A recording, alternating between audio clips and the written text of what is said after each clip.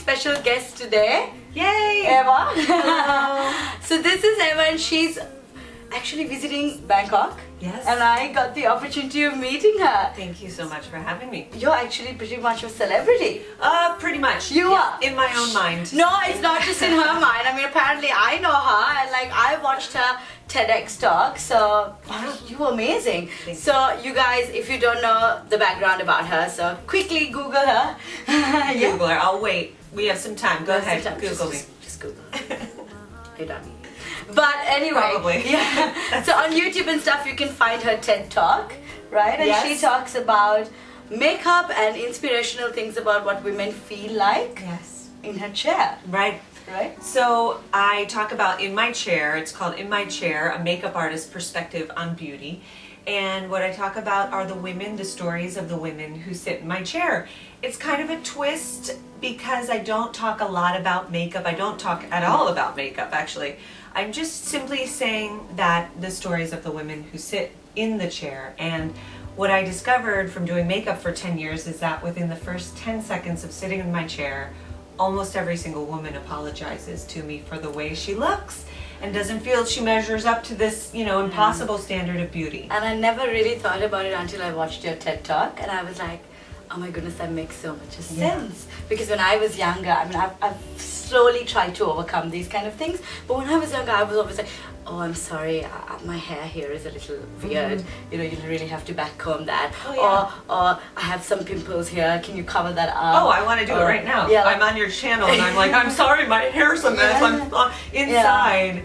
Yeah, like I'm so sorry. I just need a little bit more contour here because, I need to look slimmer. You are on point. Everything amazing. She's gorgeous. She's an incredible makeup artist. I watch her blog. I watch your blog. You're amazing. Thank you. No, I'm so honored that we get to do this. Honestly, when we got connected, I was like, oh my goodness. I told my mom and I was like, she's a celebrity. You're so sweet. You're awesome. I was like, she's coming to me. Oh my God. Well, thanks for having me. No, of course. And I think what you talk about is so important because I know you never talk about makeup. You don't talk about how to do makeup. I try to avoid it. There's much better makeup artists than I am.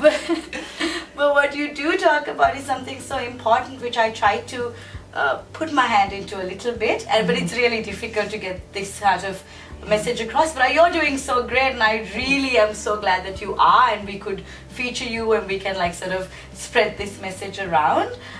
So let's talk a little bit about the women you met, the stories, and sort of your stretch it out a little bit about this whole thing. Yeah. So every person you meet has a story. That's it's something I've learned is that you don't have to meet an extraordinary person who's saving the world. Every person has a story, and we can all relate to struggles that we go through or victories we go through. So I'm also an actor. Makeup became my side hustle. Every actor needs a side hustle, trust me. So 10 years ago I became a makeup artist, and it was a really great thing because I learned to I was able to be on set. I was able to, as an actor, it's just a good thing to And then you felt comfortable anyway because you were used to that sort of backstage. Right, and I learned how to also, do my own makeup better for TV and film. So, when TEDx approached me, when one of the producers from that approached me about pitching something, I had been gathering all these stories. Right. As a storyteller, as an actor, you're always pulling stories from people. I think it's in your personality as well, too. Yeah. And so every woman that you sit down with as a makeup artist, it's this incredible, intimate, beautiful experience. It's an exchange of energy. And in that exchange of energy, there's relationship. You build this relationship in the moment. You build trust. And that's love. And so I fall in love with everyone who sits in my chair. And it turns into a beautiful little encapsulated story. It's a little gift for me. And And it's an opportunity for me to share the world now as I go on this tour all around the world of the small stories of women maybe who would not have shared their story. So as a storyteller. I think, a lot of people do sort of tell their makeup artists little intimate things while you're sitting there for like an hour, right? Yeah, I think so too, I hear everything, Yeah, I mean, for me, myself, I don't do too much of makeup on others. So my whole channel is about DIY. Sure. So it's about how to learn to do self-grooming and day-to-day. So everything that I know today is self-taught. Wonderful. So basically the makeup and stuff like that. So I find that it's very empowering. Some people may think this as differently, but I find that it gives me confidence.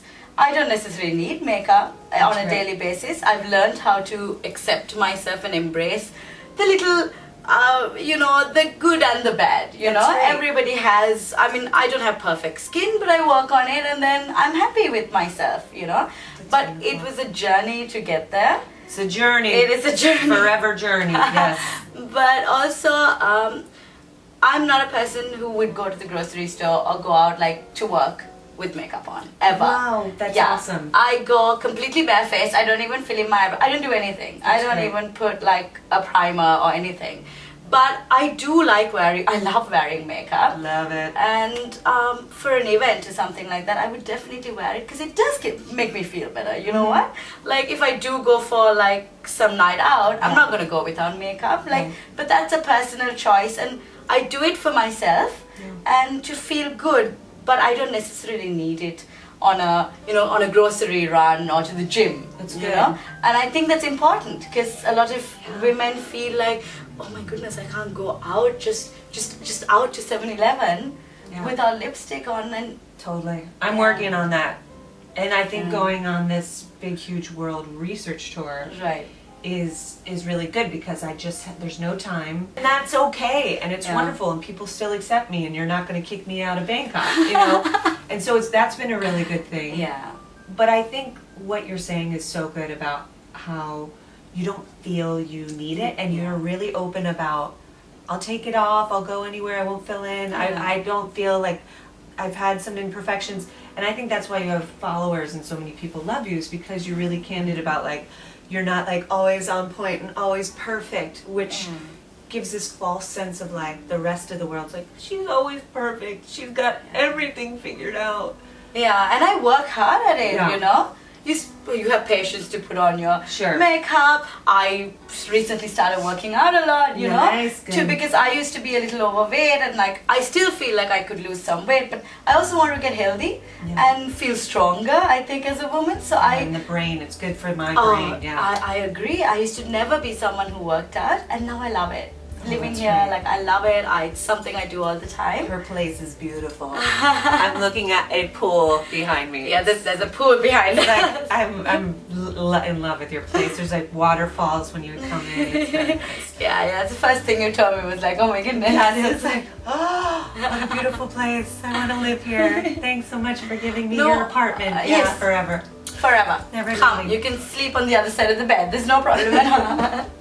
But yeah.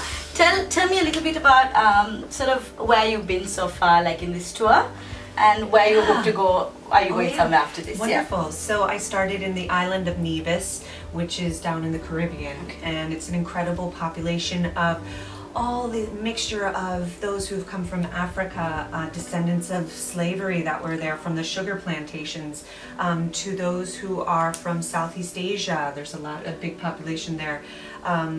Really incredible. I did a really fantastic talk for 70 women. It was so inspiring.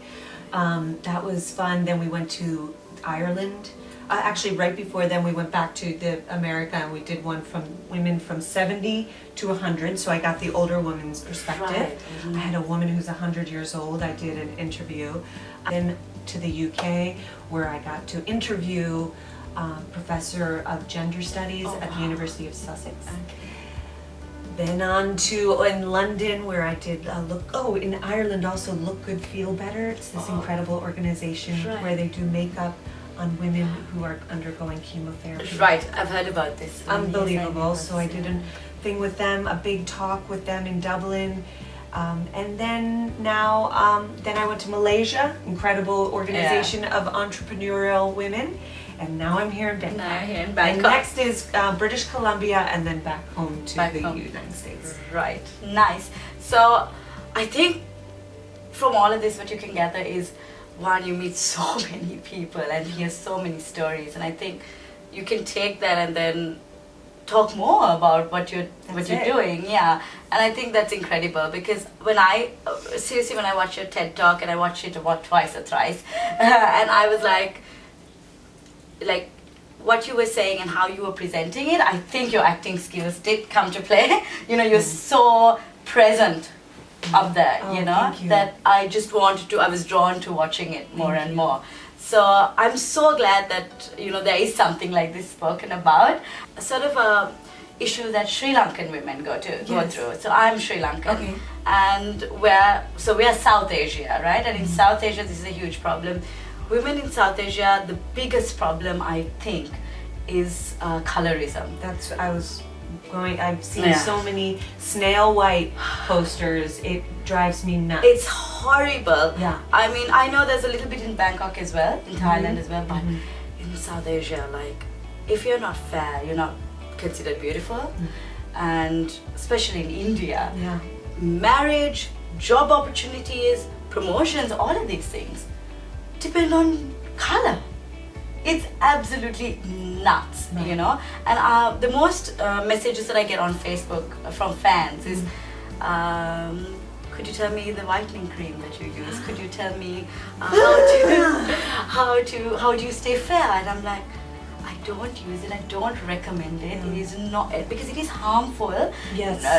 Physically, because it does have harmful ingredients in it, and it is harmful mentally. It's emotionally such a thing that drags women down in our country, right? And I know, and I hope, and I always voice this, and I'm always very loud about this when I say, I hope if people think I'm beautiful, I hope they don't think I'm beautiful just because I'm fair. I'm considered fair in Sri Lanka, but it just happens to be, I happen to be born this way. That's nothing. I wouldn't care if I was deeper skin, you know, and it's really sad because it's something that a lot of girls struggle with because of culture and because of, and it's worse in India, definitely.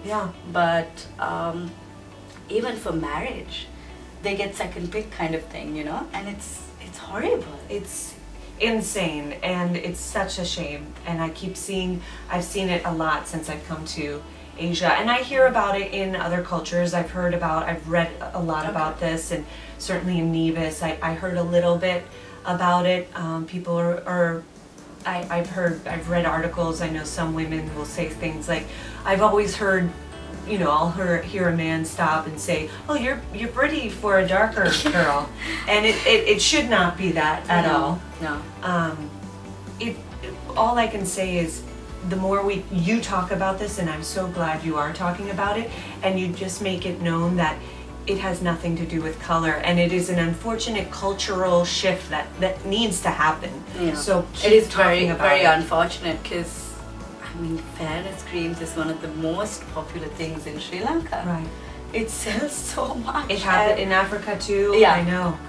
So. And I guess grass is green on the other side, because in the Western world, everyone's using foundation that's like 5 shades darker. I'm too dark. I brought my little bits of tanning, tanning cream for my face. I have my little vials that I put it on when I look too fair. So it is exactly it. The grass is always greener. I want to be more, if I'm too fair, I feel washed out. I put on the bronzer. And that's exactly it. And then Sri Lankan women will look at you and be like, oh, be whiter, you're so beautiful because you're fair. You know what I mean? Isn't it funny? Yeah, it is funny. I think if we try to understand it in that perspective, in a worldly perspective, then we'll understand it better. Like we'll realize, oh wait, those people want to be like us, we want to be like them. It doesn't make any sense. Beauty standards.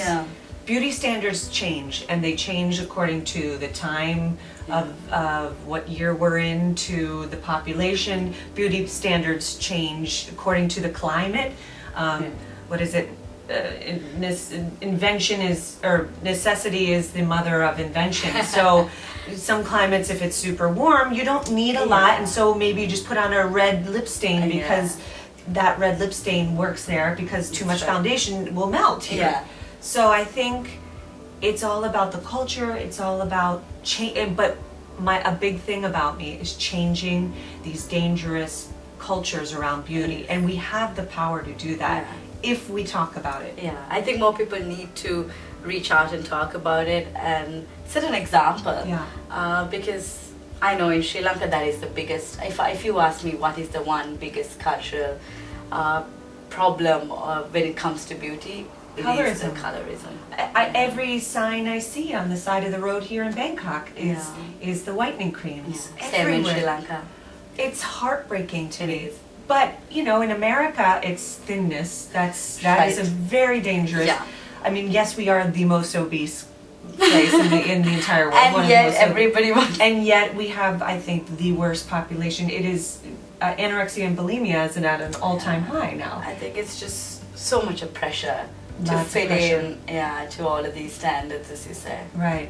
But everything, I think, reaching these unattainable things, and then the rest is. But that's the beauty with makeup. I feel like I'm playing dress up, and I like it. Yeah. I don't take it too seriously, you know. That's great. And I think I've just gotten quicker at it now. So That's good. when I go out, it's quicker. But I just like it. I like playing with it because we could just like create. I think it's also a way of being creative. That's it. It's our face is our canvas, and then we could just be creative with it, and then sort of express yourself what you're feeling that day, even sometimes, you know. Yeah. So yeah, makeup's great. It's great, Yeah. and that is the attainable. That's the thing that I think I am striving to attain, and I think so many women not relying on it, not having to do it to run to the store. Yeah. And if you do, then that's fine. That's Whatever. I tell people, no rules. Yeah. Stop feeling guilty if you need it. Yeah. Don't feel guilty because Yeah. you need it. If it makes you get up in the morning Then okay. and speak your mind and look people in the eye and share from the heart and do the best you, makeup that takes a whole face, wear it. That's fine, because I think the end note should be, if you're not hurting anyone with what you're doing, Right. then do it. Right. If it makes you happy. If it makes Because if you want to put like red lipstick on and go to the grocery store, Yes. do it. You're not hurting anyone. better wear that red lipstick in the aisle, or take those crushed berries and just put it on. Yes. So this has been fun. Thank you. This has been fun. This is amazing. Thank you so much for Thank being you. here. You're just wonderful. Oh, so are you. Thank you. See you guys, and thank you so much for joining us. And don't forget to check out our other videos and subscribe to my channel and check out her TED Talk. And thank you so much for being here again. Thanks for having me. Bye, you guys.